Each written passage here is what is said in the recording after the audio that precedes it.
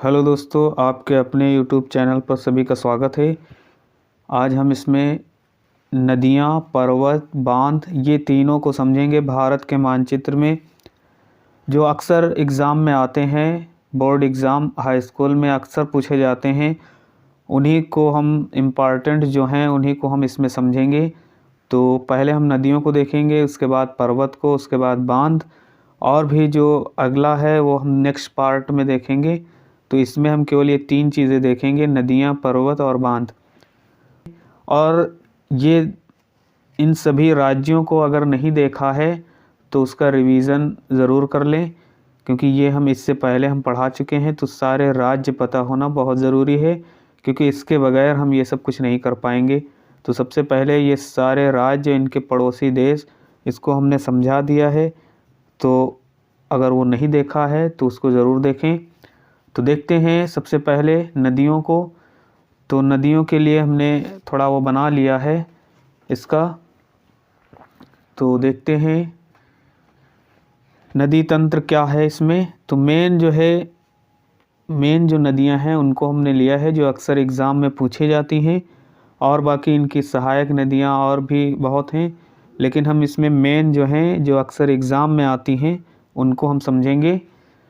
तो यहाँ पर ये सिंधु नदी है, ये सिंधु नदी तंत्र है। यहाँ ब्रह्मपुत्र नदी तंत्र होगा और उसके बाद ये प्रायद्वीपीय तंत्र होगा। तो इस प्रकार से तीन नदी तंत्र बताए गए हैं पूरे भारत देश में।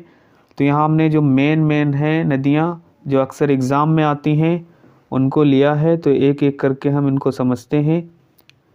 तो यहाँ ये एक झील है। तो यहाँ पर इधर जो ये झील है, क्योंकि ये सब पर्वत क्षेत्र है, ये हिमालय है, हिमालय पर्वत है, और पर्वत पर ही यहाँ पर झील है, और झील का नाम है यहाँ पर राकस झील। तो इधर है राकस झील। तो राकस झील, और इधर है मानसरोवर झील। ये है मानसरोवर झील। तो यहाँ राकस और ये मानसरोवर झील। तो यहाँ से ये नदी निकलती है, और यहाँ से ये नदी है सिंधु नदी, जो ऊपर है, इसको सिंधु नदी कहेंगे। ये है सिंधु नदी। तो यहाँ ये सिंधु नदी यहाँ पर आती है, मेन यही सिंधु नदी है, लेकिन इससे और भी कई नदियाँ आकर मिलती हैं इसमें। तो कौन कौन सी हैं? तो सबसे पहले ये सिंधु नदी हो गई, उसके बाद ये नदी है झेलम, इसका नाम है झेलम, ये झेलम नदी हो जाएगी। उसके बाद थोड़ा नीचे आते हैं तो इसका नाम है चेनाब, इस नदी का नाम है चेनाब। और उसके बाद जब हम और नीचे आते हैं, कहीं कहीं चेनाब लिखा होता है, उसके बाद और नीचे आते हैं तो इस नदी का नाम है रावी, इसका नाम है रावी। उसके बाद थोड़ा और नीचे आते हैं तो ये जो रह गई है इसका नाम है सतलुज भी लिखा होता है कहीं कहीं, तो वो एक ही है। तो इस प्रकार से सिंधु नदी तंत्र में झेलम, चिनाब, रावी, सतलुज ये नदियाँ इसमें हैं, और ये सभी आकर सिंधु नदी में यहाँ पर मिल जाती हैं, और मिलने के बाद यहाँ पर आती हैं। तो और धीरे धीरे यहाँ पर ये हम जानते हैं कि ये अरब सागर है, ये अरब सागर है। तो अरब सागर में आकर ये नदियाँ गिर जाती हैं।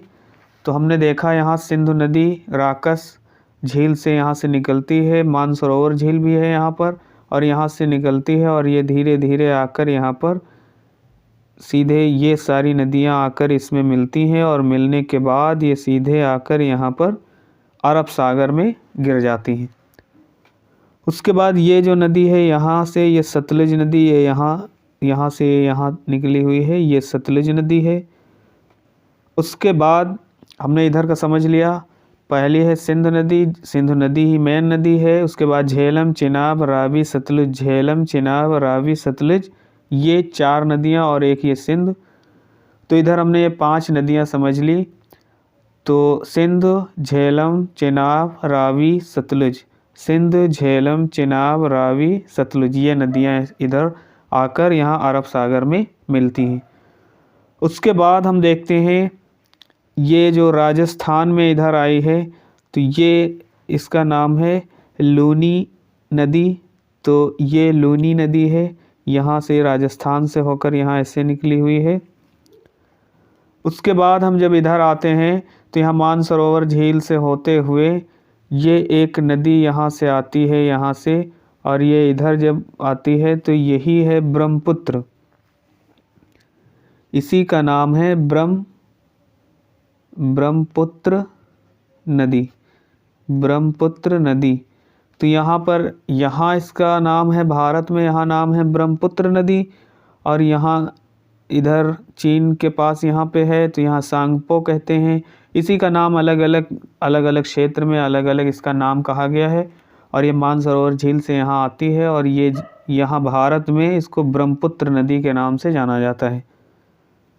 तो ये ध्यान रखना है कि ये ब्रह्मपुत्र नदी है, और ब्रह्मपुत्र नदी धीरे धीरे आकर यहाँ पर ये इसमें यहाँ पर मिल जाती है, और यहाँ से गंगोत्री से नदी ये निकलती है, और इस नदी का क्या नाम है, ये गंगा नदी है। ये नदी जो है ये गंगा नदी है, इसका नाम है गंगा। तो ये गंगा नदी यहाँ से आती हुई उत्तर प्रदेश, बिहार, और यहाँ पर बिहार, पश्चिम बंगाल, और यहाँ पर ये दिया गया है झारखंड। तो ये सभी राज्यों को पार करते हुए यहाँ ये बीच में जो बांग्लादेश है, इस बांग्लादेश में आकर दोनों मिलती हैं, और दोनों मिलकर यहाँ पर इधर गिर जाती हैं बंगाल की खाड़ी में। इसको कहा जाता है, ये बंगाल की खाड़ी है, बंगाल की खाड़ी, ये बंगाल की खाड़ी है। यहाँ पर आकर ये गिर जाती हैं ये नदियाँ। तो यहाँ पर एक सुंदर वन बनाती हैं डेल्टा, जो यहाँ पर सुंदर वन डेल्टा, ये सुंदर वन डेल्टा यहाँ पर बनाती हैं और आकर बंगाल की खाड़ी में ये नदियाँ गिर जाती हैं।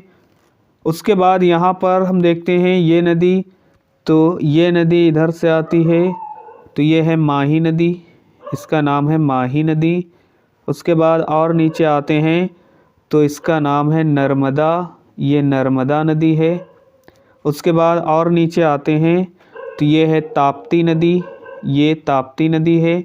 और ये ताप्ती नदी और ये नर्मदा नदी, ये दोनों आकर यहाँ खंभात की खाड़ी, ये खंभात की खाड़ी इससे पहले हम बता चुके हैं। तो ये खंभात की खाड़ी से होते हुए आकर अरब सागर में मिल जाती हैं। उसके बाद यहाँ पर हम ये देखते हैं एक नदी और है जो इसी से होकर आई है, जिसका नाम है, यहाँ पर ये आकर इधर गिरती है, ये दामोदर नदी है। यहाँ पर दामोदर, ये दामोदर नदी है। उसके बाद और नीचे आते हैं तो यहाँ पर ये है महानदी, इसका नाम है, ये जो यहाँ पे है इसका नाम है महानदी। उसके बाद और जब नीचे हम आते हैं तो महानदी के बाद यहाँ पर हमको मिलती है ये नदी गोदावरी, इसका नाम है गोदावरी नदी। और गोदावरी नदी से और नीचे जब हम आते हैं तो यहाँ पर ये नदी हमको मिल जाती है कृष्णा नदी। यहाँ पे ये इधर से होकर यहाँ पर आती है तो इसका नाम है कृष्णा नदी, ये कृष्णा नदी है। उसके बाद और जब नीचे हम आते हैं यहाँ पर तो यहाँ से ये नदी आती है इधर, और जिसका नाम है कावेरी नदी, ये हो जाएगा कावेरी नदी। तो इस प्रकार से ये नदियाँ हमने इतनी देखी हैं जो अक्सर एग्ज़ाम में बस इससे बाहर नहीं जाता है। तो इसकी प्रैक्टिस करिए एक दो बार तो आसानी से जान पाएंगे और इसको भर पाएंगे। 10 नंबर हाई स्कूल में हम 10 नंबर ला सकते हैं। अब हम देखेंगे पर्वत श्रेणियाँ। तो यहाँ पर जो मध्य प्रदेश है, यहाँ मध्य प्रदेश में एक पर्वत श्रेणी है जिसका नाम है विंध्य पर्वत, विंध्यांचल भी कहते हैं, विंध्य पर्वत श्रेणी, इसका नाम है विंध्य पर्वत श्रेणी। उसके बाद और नीचे आते हैं यहाँ पर तो ये जो महाराष्ट्र है यहाँ पर इसके ऊपर यहाँ हमको मिलेगा सतपुड़ा श्रेणी। उसके बाद यहाँ पर सतपुड़ा के बाद इधर हम आते हैं तो यहाँ हम देखते हैं कि ये जो इधर एक श्रेणी है इसकी पर्वतों की, और इधर से जो पर्वत आते हैं ये मिले हुए हैं, ये श्रेणी नहीं है, बीच बीच छुटा हुआ है। और ये श्रेणी है, पर्वत श्रेणी एक पट्टी है। और यहाँ से जो ये पर्वत श्रेणी और इधर ये जहाँ आकर आपस में मिलती हैं तो यहाँ पर पहाड़ियाँ होती हैं जिनका नाम है नीलगिरी। नीलगिरी पहाड़ियाँ, नीलगिरी की पहाड़ियाँ, इनका नाम है नीलगिरी की पहाड़ियाँ। तो इसके बाद हम देखते हैं और यहाँ पर ये जो मेघालय है, यहाँ पर ये मेघालय है, यहाँ पर 3 गारो खासी जयंतियाँ पहाड़ियाँ पाई जाती हैं और ये जो है जनजातियाँ भी हैं। ये गारो खासी जयंतियाँ ये जनजातियाँ भी हैं यहाँ पर, और ये भी यहाँ पहाड़ियाँ भी पाई जाती हैं जिनका नाम है गारो खासी जयंतिया। तो ये जनजातियाँ भी हैं और यहाँ पर्वत श्रेणी भी हैं। और हम जानते हैं कि इधर ये हिमालय है, यहाँ से यहाँ तक ये हिमालय पर्वत है। और हिमालय में 3 श्रेणियाँ हैं, उच्च श्रेणी, मध्य श्रेणी और शिवालिक श्रेणी जो निम्न है। तो इसमें हमको ज़्यादा पर्वतों को नहीं इसमें ध्यान रखना है, बस इतने हैं मेन जो हमको याद रखना है। उसके बाद हम देखते हैं बांध, जो बहुत ही इम्पॉर्टेंट हैं, अक्सर एग्ज़ाम में ज़्यादा क्वेश्चन इसी से पूछता है। तो बांध को हम यहाँ दूसरा कलर ले लेते हैं, दूसरे कलर से लिखते हैं जिससे आसानी से समझ पाएँ। तो यहाँ हम इसको रेड से लिखते हैं। तो सलाल बांध यहाँ पर है, जो जम्मू कश्मीर है, यहाँ पर हमको मिलेगा, जिसका नाम है सलाल बांध। सलाल बांध, यहाँ हमको सलाल बांध मिलेगा। उसके बाद हम इधर देखते हैं तो उत्तराखंड, उत्तर प्रदेश के उत्तर में ये है उत्तराखंड, और यहाँ पर हमको मिलता है टिहरी बांध। ये हो जाएगा